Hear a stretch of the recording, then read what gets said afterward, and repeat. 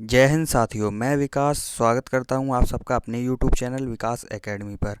आज हम डिस्कस करने वाले हैं सामान्य अध्ययन के 50 प्रश्न, जीएस के 50 प्रश्नों को आज हम डिस्कस करेंगे। प्रश्नों में जो जहां पर भी विश्लेषण करने की आवश्यकता होगी विश्लेषण किया जाएगा। और वीडियो में आगे बढ़ने से पहले वीडियो को शेयर जरूर कर दें और वीडियो को लाइक जरूर कर लें। तो पहले प्रश्न पर चलते हैं। आज का पहला प्रश्न है, अखिल भारतीय किसान सभा के प्रथम अध्यक्ष कौन थे? अखिल भारतीय किसान सभा के पहले अध्यक्ष कौन थे? तो बात करें अखिल भारतीय किसान सभा की, तो इसकी स्थापना कब हुई थी? तो 11 अप्रैल 1936 में 11 अप्रैल 1936 में इसकी स्थापना हुई थी। सभी लोग याद रखेंगे। इसके अध्यक्ष की बात करें तो इसके प्रथम अध्यक्ष कौन थे? तो इस प्रश्न का सही आंसर हो जाएगा ऑप्शन बी, हजारी सहजानंद। हजारी सहजानंद अखिल भारतीय किसान सभा के पहले अध्यक्ष थे। सभी लोग याद रखेंगे। 11 अप्रैल 1936 में इसकी स्थापना हुई थी। अगले प्रश्न पर चलेंगे। अगला प्रश्न है, वन विज्ञान एवं तकनीकी संस्थान वन विज्ञान एवं तकनीकी संस्थान कहाँ पर स्थित है? तो इस प्रश्न का सही आंसर हो जाएगा ऑप्शन डी, बेंगलुरु में। बेंगलुरु में स्थित है वन विज्ञान एवं तकनीकी संस्थान। बात करें देहरादून की, तो देहरादून एक पर्यटन स्थल है। सभी लोग याद रखेंगे। भोपाल की बात करें तो भोपाल को राजा भोज की नगरी कहा जाता है। भोपाल को राजा भोज की नगरी कहा जाता है। और झीलों की नगरी भी मध्य प्रदेश भोपाल को कहा जाता है। सभी लोग याद रखेंगे। झीलों की नगरी किसे कहा जाता है? तो भोपाल को कहा जाता है झीलों की नगरी। सभी लोग याद रखेंगे। इस प्रश्न का सही आंसर हो जाएगा ऑप्शन डी, बेंगलुरु। बेंगलुरु में वन विज्ञान एवं तकनीकी संस्थान है। सभी लोग याद रखेंगे। अगले प्रश्न पर चलेंगे। अगला प्रश्न है, वेम्बनाड झील किस राज्य में है? बात करें वेम्बनाड झील की, तो वेम्बनाड झील किस राज्य में है? इस प्रश्न का सही आंसर हो जाएगा ऑप्शन ए, केरल में वेम्बनाड झील है। केरल की एक झील बहुत ही प्रसिद्ध है जिसका नाम है अष्टमुडई। तो अष्टमुडी झील भी केरल में स्थित है। सभी लोग याद रखेंगे। बात करेंगे कर्नाटक में, तो कर्नाटक में पंपा सरोवर नाम की झील है। इसको भी याद रखेंगे। पंपा सरोवर झील पूछी जाए कहाँ पर है, तो कर्नाटक में है। सभी लोग याद रखेंगे। आंध्र प्रदेश की बात करें तो आंध्र प्रदेश में हुसैन सागर झील और कोलेरू झील है। हुसैन सागर और कोलेरू झील कहाँ पर है? तो आंध्र प्रदेश में है। सभी लोग याद रखेंगे। पूछा जाए हुसैन सागर झील या कोलेरू झील आंध्र प्रदेश में स्थित है। सभी लोग सभी झीलों को याद करके चलेंगे। इम्पोर्टेंट हैं, सभी पेपर में आती हैं। अगले प्रश्न पर चलेंगे। अगला प्रश्न है, झूठा सोना किसे कहा जाता है? झूठा सोना किसे कहा जाता है? तो इस प्रश्न के लिए आपका सही आंसर हो जाएगा आयरन पायराइट। आयरन पायराइट को झूठे सोने के नाम से जाना जाता है। सभी लोग इसको याद रखेंगे। अगले प्रश्न की ओर चलेंगे। अगला प्रश्न है, प्रथम दक्षेस खेल किस देश में खेला गया? प्रथम दक्षेस खेल किस देश में खेला गया था? बात करें दक्षेस, दक्षेस का फुल फॉर्म होता है दक्षिण एशियाई क्षेत्रीय सहयोग संगठन। दक्षिण एशियाई क्षेत्रीय सहयोग संगठन इसका फुल फॉर्म होता है। प्रथम दक्षेस खेल किस देश में खेला गया था? तो इस प्रश्न का सही आंसर हो जाएगा ऑप्शन डी, नेपाल। नेपाल में प्रथम दक्षेस खेल खेला गया था। सभी लोग याद रखेंगे। अगला प्रश्न है, आदि शंकराचार्य का जन्म किस राज्य में हुआ था? बात करें आदि शंकराचार्य की, तो इनका जन्म किस राज्य में हुआ था? इस प्रश्न का सही आंसर हो जाएगा ऑप्शन डी, केरल में। केरल में आदि शंकराचार्य जी का जन्म हुआ था। सभी लोग याद रखेंगे। ऑप्शन डी बिल्कुल सही हो जाएगा। अगले प्रश्न पर चलेंगे। अगला प्रश्न है, संथाल जनजाति किस राज्य में पाई जाती है? बात करें संथाल जनजाति की, तो किस राज्य में पाई जाती है? इस प्रश्न के लिए सही आंसर हो जाएगा ऑप्शन बी, झारखंड। झारखंड की जनजाति है संथाल जनजाति। बात करें उत्तराखंड की, तो बहुत ही फेमस और सबसे बड़ी जनजाति है थारू। थारू जनजाति उत्तराखंड में पाई जाती है। सबसे अधिक जनसंख्या वाली जनजाति पूछी जाए तो थारू जनजाति है। सभी लोग याद करके रखेंगे। चलते हैं अगले प्रश्न की तरफ। अगला प्रश्न है, हिंदी दिवस किस तिथि को मनाया जाता है? बात करें हिंदी दिवस की, तो हिंदी दिवस किस तिथि को मनाया जाता है? 14 सितंबर को हिंदी दिवस मनाया जाता है। बात करें विश्व हिंदी दिवस की, ये तो हो गई राष्ट्रीय की। राष्ट्रीय हिंदी दिवस 14 सितंबर को। विश्व हिंदी दिवस की बात करें तो कब मनाया जाता है? सभी लोग कमेंट बॉक्स में आंसर देंगे। 10 जनवरी को विश्व हिंदी दिवस मनाया जाता है। अब यहाँ पे 12 जनवरी आया है, तो 12 जनवरी को क्या मनाया जाता है? सभी लोग बताएंगे। तो राष्ट्रीय युवा दिवस 12 जनवरी को मनाया जाता है। सभी लोग याद रखेंगे। बात करें 18 अप्रैल को, तो 18 अप्रैल को विश्व धरोहर दिवस, वर्ल्ड हेरिटेज डे मनाया जाता है, सभी लोग याद रखेंगे। विश्व धरोहर दिवस कब मनाया जाता है आपसे पूछा जाए तो 18 अप्रैल को विश्व धरोहर दिवस मनाया जाता है। 21 अगस्त की बात करें तो 21 अगस्त को क्या मनाया जाता है, तो 21 अगस्त को विश्व वरिष्ठ नागरिक दिवस मनाया जाता है, सभी लोग याद रखेंगे। चारों के चारों ही बहुत ही इंपॉर्टेंट है, आए दिन पेपर में आता है, सभी को याद रखेंगे। अगले प्रश्न पर चलेंगे। अगला प्रश्न है धौली गंगा जल विद्युत परियोजना किस राज्य में है। बात करें धौली गंगा जल विद्युत परियोजना किस राज्य में है, तो इस प्रश्न का सही आंसर हो जाएगा ऑप्शन डी, उत्तराखंड में ये जल विद्युत परियोजना है। इस परियोजना का लक्ष्य क्या है, तो 280 मेगावाट विद्युत उत्पादन करना इस जल विद्युत परियोजना का लक्ष्य है, सभी लोग याद रखेंगे।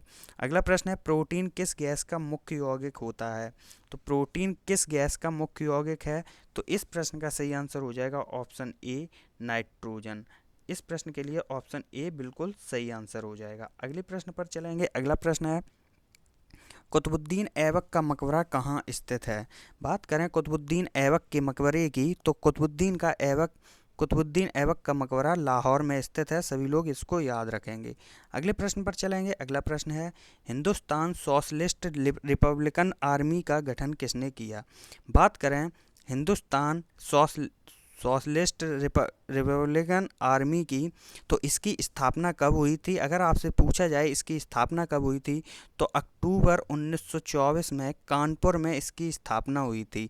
अब किसके द्वारा इसकी स्थापना की गई थी, तो इस प्रश्न का सही आंसर हो जाएगा ऑप्शन डी, चंद्रशेखर आज़ाद द्वारा। चंद्रशेखर आज़ाद द्वारा अक्टूबर 1924 में कानपुर में इसकी स्थापना की गई थी, सभी लोग याद रखेंगे। अगले प्रश्न पर चलेंगे। अगला प्रश्न है वेदों के पुनरुत्थान का श्रेय किसे जाता है। वेदों के पुनरुत्थान का श्रेय किसे जाता है, तो इस प्रश्न का सही आंसर हो जाएगा ऑप्शन बी, दयानंद सरस्वती को। दयानंद सरस्वती जी ने ही कहा था वेदों की ओर लौटो। तो अगर पूछा जाए वेदों की ओर लौटो किसका नारा था, तो सभी लोग याद रखेंगे दयानंद सरस्वती का नारा था वेदों की ओर लौटो। वेदों के पुनरुत्थान का श्रेय किसे जाता है, दयानंद सरस्वती को जाता है, सभी लोग याद रखेंगे। एक बार वीडियो को लाइक कर देंगे और जिसने भी चैनल को सब्सक्राइब नहीं किया है चैनल को सब्सक्राइब कर लेंगे। वीडियो को शेयर जरूर कर दिया करें सभी फ्रेंड्स के पास। अगले प्रश्न पर चलेंगे। अगला प्रश्न है हरा सोने किसे कहा जाता है। हरा सोने की बात करें तो हरा सोना चाय को कहा जाता है, सभी लोग याद रखेंगे। चाय को हरे सोने के नाम से जाना जाता है, सभी लोग याद रखेंगे। अगले प्रश्न पर चलेंगे। अगला प्रश्न है क्रिकेट में भूमि से स्टंप की ऊंचाई कितनी होती है, तो इस प्रश्न का सही आंसर हो जाएगा ऑप्शन डी, 28 इंच। 28 इंच ऊंची स्टंप होती है, सभी लोग याद रखेंगे ज़मीन से। रग्बी खेल के प्रत्येक पक्ष में कितने खिलाड़ी होते हैं। खेल व खिलाड़ियों की संख्या जरूर पूछी जाती है। एक वीडियो बना रखी है जो चैनल पे पड़ी है, सभी खिलाड़ियों को बहुत ही अच्छे शॉर्ट ट्रिक से याद किया है। वहाँ पे सारे खिलाड़ी आपको एक ही बार में याद हो जाएंगे किस खेल में कितने खिलाड़ी होते हैं, तो उस ट्रिक को ज़रूर देख लें। ये आपका है रग्बी खेल। रग्बी खेल में कितने खिलाड़ी होते हैं, तो इस प्रश्न का सही आंसर हो जाएगा ऑप्शन डी, 15 खिलाड़ी होते हैं रग्बी खेल में। अब बात करेंगे वाटर पोलो, 7 खिलाड़ी किस किस में होते हैं। वाटर पोलो, कबड्डी में और नेट बॉल में। वाटर पोलो, कबड्डी और नेट बॉल में आपके 7 खिलाड़ी होते हैं। 9 खिलाड़ी किस किस में होते हैं, तो बेसबॉल और खो खो में 9 खिलाड़ी होते हैं, सभी लोग याद रखेंगे। 11 खिलाड़ी हॉकी, फुटबॉल और क्रिकेट में 11 खिलाड़ी होते हैं, इसको भी सभी लोग याद करके चलेंगे। अगला प्रश्न है कालिदास सम्मान किस राज्य द्वारा दिया जाता है। कालिदास सम्मान की बात करें तो इसको किस राज्य द्वारा दिया जाता है, इसको मध्य प्रदेश राज्य द्वारा दिया जाता है, सभी लोग याद करके चलेंगे। बात करें इसकी स्थापना कब हुई थी, तो इस सम्मान इस सम्मान की स्थापना कब हुई थी, तो 1980 में इसकी स्थापना हुई थी। बात करें 2018 का कालिदास सम्मान किसे दिया गया है, तो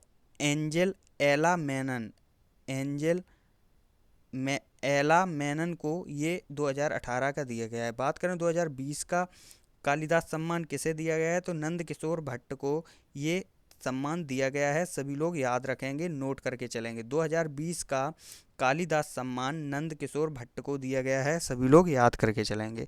अगले प्रश्न पर चलेंगे। अगला प्रश्न है संगम साहित्य की रचना किस भाषा में की गई? तो इस प्रश्न का सही आंसर हो जाएगा ऑप्शन सी, तमिल भाषा में। तमिल भाषा में है संगम साहित्य, सभी लोग याद रखेंगे। अगले प्रश्न पर चलेंगे। अगला प्रश्न है अयोध्या में स्थित बाबरी मस्जिद का निर्माण बाबर के आदेश पर किसके द्वारा किया गया था? अयोध्या में जो बाबरी मस्जिद का विवाद था उसका निर्माण बाबर के आदेश पर किसके द्वारा किया गया था? तो इस प्रश्न का सही आंसर हो जाएगा ऑप्शन ए, मीर बकी। मीर बकी के आदेश पर किया गया था, सभी लोग याद रखेंगे। अगले प्रश्न पर चलेंगे। अगला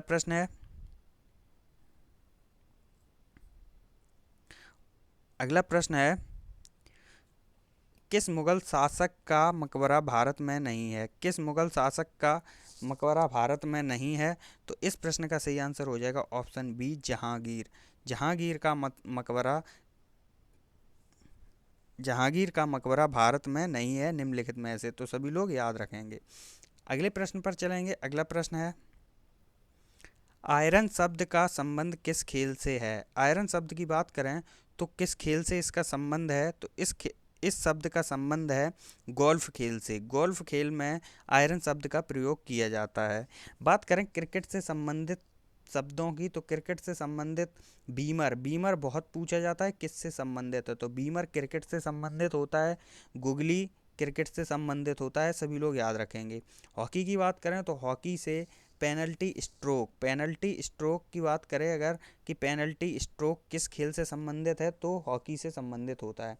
फुटबॉल की बात करें तो फ्री किक फुटबॉल से संबंधित होता है, सभी लोग इसको भी याद रखेंगे। अगले प्रश्न पर चलेंगे। अगला प्रश्न है हंगरी स्टोन पुस्तक के लेखक कौन हैं?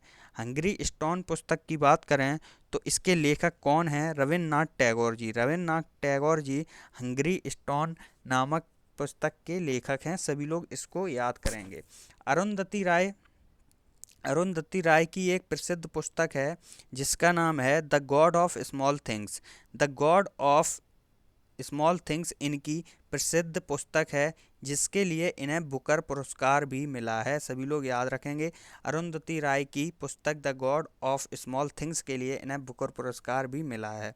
अगले प्रश्न पर चलेंगे। अगला प्रश्न है सल्तनत काल में सदका किस प्रकार का कर था? सभी लोग कमेंट बॉक्स में आंसर देंगे। तो इस प्रश्न का सही आंसर हो जाएगा धार्मिक कर। सदका की बात करें तो ये एक धार्मिक कर था, सभी लोग याद रखेंगे। ऑप्शन सी बिल्कुल सही हो जाएगा। अगले प्रश्न पर चलेंगे। आपात उपबंध बहुत ही इंपॉर्टेंट क्वेश्चन। इस प्रश्न को संविधान में करवाया गया है। संविधान की जितनी भी वीडियो करवाई हैं सारे संविधान के क्वेश्चन कवर किए गए हैं। जिसने भी नहीं देखी हैं तो प्लेलिस्ट में जाके देख सकते हैं। तो आपात उपबंध की बात कर रहा है। आपात का वर्णन किस देश से लिया गया है? तो इस प्रश्न का सही आंसर हो जाएगा ऑप्शन बी, जर्मनी से। जर्मनी से आपात का वर्णन लिया गया है संविधान में, सभी लोग इसको याद रखेंगे। अगले प्रश्न पर चलेंगे। अगला प्रश्न है पटना उच्च न्यायालय की स्थापना किस वर्ष हुई थी? पटना उच्च न्यायालय की बात करें तो 1916 ईस्वी में पटना उच्च न्यायालय की स्थापना हुई थी, सभी लोग इसको याद रखेंगे। ऑप्शन सी बिल्कुल सही हो जाएगा।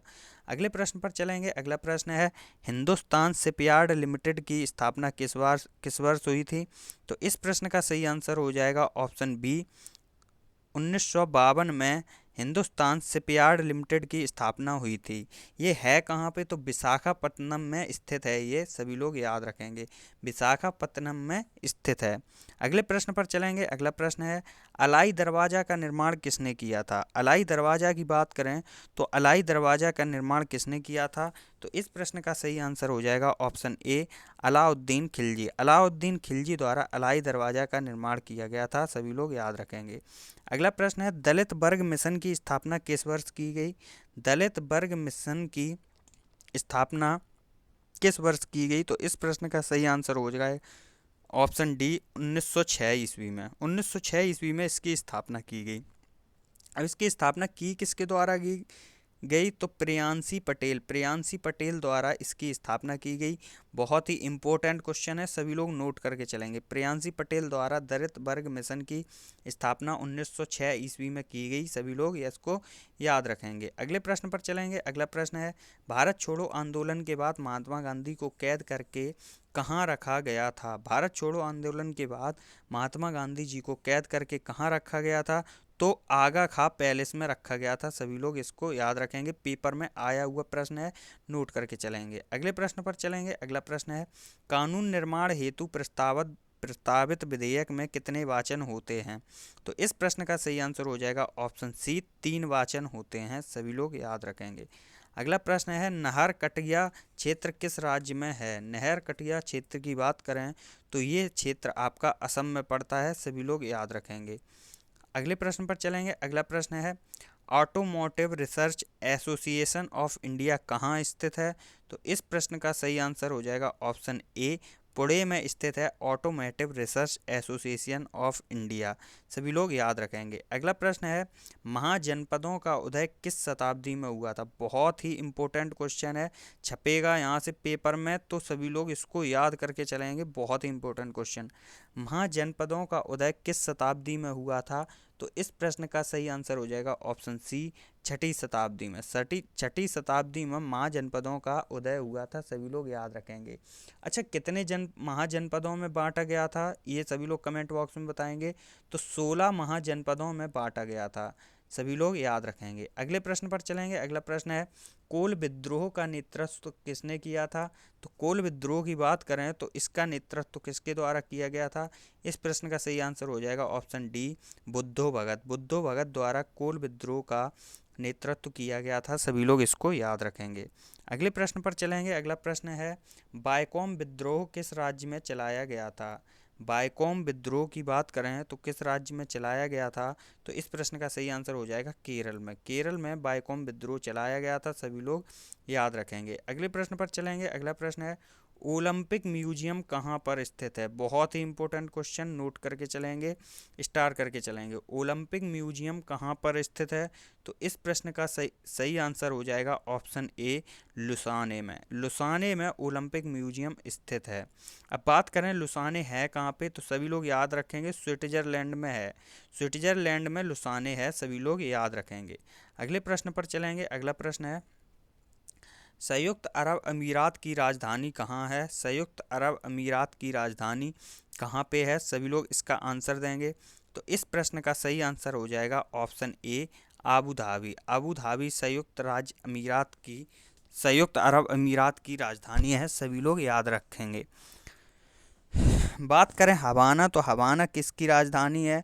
सभी लोग कमेंट बॉक्स में आंसर देंगे। तो हवाना क्यूबा की राजधानी है। क्यूबा की राजधानी है हवाना। कोलंबो की बात करें तो श्रीलंका की राजधानी है कोलंबो। सभी लोग याद रखेंगे। लंदन की राजधानी पेरिस है। सभी लोग याद रखेंगे। अगले प्रश्न पर चलेंगे। अगला प्रश्न है, राज्य पुनर्गठन आयोग के अध्यक्ष कौन थे? राज्य पुनर्गठन आयोग के अध्यक्ष कौन थे से संविधान वाली वीडियो में बहुत ही अच्छे से बताया था। इस प्रश्न का आंसर अगर आप लोग गलत करके आते हैं तो बहुत ही गलत बात है। तो इस संविधान की वीडियो को जरूर देख लीजिएगा, क्योंकि प्रत्येक पेपर में 2 से 3 क्वेश्चन बनते ही हैं संविधान से। तो राज्य पुनर्गठन आयोग के अध्यक्ष कौन थे? तो इस प्रश्न का सही आंसर हो जाएगा ऑप्शन ए, फजल अली। फजल अली थे राज्य पुनर्गठन आयोग के। राज्य पुनर्गठन आयोग अधिनियम पारित कब हुआ था? तो 1956 में राज्य पुनर्गठन अधिनियम पारित हुआ था। 3 सदस्य थे इसमें। राज्य पुनर्गठन आयोग में 3 सदस्य थे शुरू में। सभी लोग इसको भी याद रखेंगे। अगले प्रश्न पर चलेंगे। अगला प्रश्न है, जिस समय बांग्लादेश स्वतंत्र हुआ था उस समय भारत के प्रधानमंत्री कौन थे? तो इस प्रश्न का आंसर हो जाएगा ऑप्शन सी, इंदिरा गांधी। इंदिरा गांधी उस टाइम प्रधानमंत्री थे जब बांग्लादेश स्वतंत्र हुआ था। सभी लोग याद रखेंगे। अगला प्रश्न है, अंग्रेजों ने सिराजुद्दौला के साथ कौन सी संधि की थी? अंग्रेजों ने सिराजुद्दौला के अलीनगर की संधि की थी। सभी लोग याद रखेंगे। अगले प्रश्न पर चलेंगे। अगला प्रश्न है, 14 सूत्री प्रस्ताव किस रिपोर्ट के विरुद्ध था? तो इस प्रश्न का सही आंसर हो जाएगा option B, Nehru report. Nehru report के विरुद्ध था 14 सूत्री प्रस्ताव। सभी लोग इसको याद रखेंगे, इतिहास से प्रश्न है। अगले प्रश्न पर चलेंगे। जवाहर सागर जलाशय का निर्माण किस नदी पर है? जवाहर सागर जलाशय का निर्माण किस नदी पर हुआ है? तो इस प्रश्न का सही आंसर हो जाएगा ऑप्शन डी, चंबल। चंबल नदी पर जवाहर सागर जलाशय है, सभी लोग याद रखेंगे। अगले प्रश्न पर चलेंगे। अगला प्रश्न है, गीता रहस्य पुस्तक के रचयिता हैं। गीता रहस्य पुस्तक के रचयिता कौन हैं? तो इस प्रश्न का सही आंसर हो जाएगा ऑप्शन सी, बाल गंगाधर तिलक। ऑप्शन सी बिल्कुल सही आंसर हो जाएगा। गीता रहस्य पेपर में बहुत ही पूछी जाती है ये पुस्तक, तो सभी लोग याद करके चलेंगे, बाल गंगाधर तिलक जी इसके रचयिता हैं। अगले प्रश्न पर चलेंगे। महाराजा रंजीत सिंह तथा चार्ल्स मैटकॉफ के बीच कौन सी संधि हुई थी? तो इस प्रश्न का सही आंसर हो जाएगा अमृतसर की संधि। अमृतसर की संधि महाराजा रंजीत सिंह और चार्ल्स मैटकॉफ के बीच हुई थी, सभी लोग याद रखेंगे। अगला प्रश्न है, हर्षवर्धन प्रयाग में प्रत्येक कितने वर्षों में धार्मिक सम्मेलन करता था? हर्षवर्धन प्रयाग में कितने वर्षों बाद सम्मेलन करता था? तो इस प्रश्न का सही आंसर हो जाएगा ऑप्शन डी, हर 5वें वर्ष। हर 5वें वर्ष वो सम्मेलन करता था, सभी लोग याद रखेंगे। अगले प्रश्न पर चलेंगे। अगला प्रश्न है, किस संविधान संशोधन के तहत लोकसभा का कार्यकाल 6 वर्ष से घटाकर 5 वर्ष कर दिया गया? लोकसभा का कार्यकाल किस संविधान संशोधन के द्वारा 6 वर्ष से घटाकर 5 वर्ष कर दिया गया? तो इस प्रश्न के लिए सही आंसर हो जाएगा 44वां संविधान संशोधन।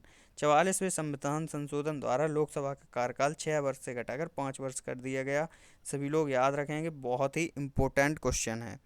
अगले प्रश्न पर चलेंगे। अगला प्रश्न है, मूल कर्तव्यों से संबंधित प्रावधान किस समिति के आधार पर शामिल किया गया?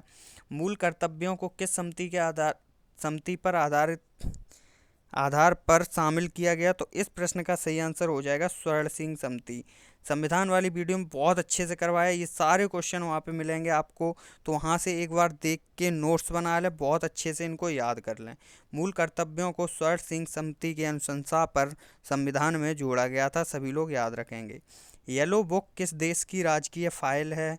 तो इस प्रश्न का सही आंसर हो जाएगा फ्रांस। फ्रांस की राजकीय फाइल है येलो बुक, सभी लोग याद रखेंगे। अगले प्रश्न पर चलेंगे। अगला प्रश्न है, ओबरा परियोजना किस राज्य की ताप विद्युत योजना है? ओबरा परियोजना की बात करें तो किस राज्य की विद्युत परियोजना है? तो इस प्रश्न का सही आंसर हो जाएगा ऑप्शन ए, उत्तर प्रदेश। उत्तर प्रदेश की परियोजना है ओबरा परियोजना, सभी लोग याद रखेंगे। अगला प्रश्न है, 49 डिग्री समांतर अक्षांश रेखा किन दो देशों को अलग करती है? 49वीं समांतर रेखा किन दो देशों को अलग करती है? तो इस प्रश्न का सही आंसर हो जाएगा यूएसए और कनाडा को। यूएसए और कनाडा को 49वीं समांतर अक्षांश रेखा अलग करती है, सभी लोग याद रखेंगे। अगर आपसे पूछा जाए 38वीं समांतर रेखा किन किन को अलग करती है, तो दक्षिण कोरिया को उत्तरी कोरिया से अलग करती है 38वीं समांतर रेखा, सभी लोग याद रखेंगे। आई होप सभी लोगों को सारे 50 के 50 प्रश्न बहुत ही अच्छे लगे होंगे। जिनने भी वीडियो को अभी तक लाइक नहीं किया, एक बार लाइक कर दें, चैनल को सब्सक्राइब जरूर कर लें, और डेली ये 8 बजे सुबह वीडियो आती है, सभी लोग देखना ना भूला करें। तो वीडियो को अंत तक देखने के लिए धन्यवाद। पढ़ते रहिए, मुस्कुराते रहिए। जय हिंद।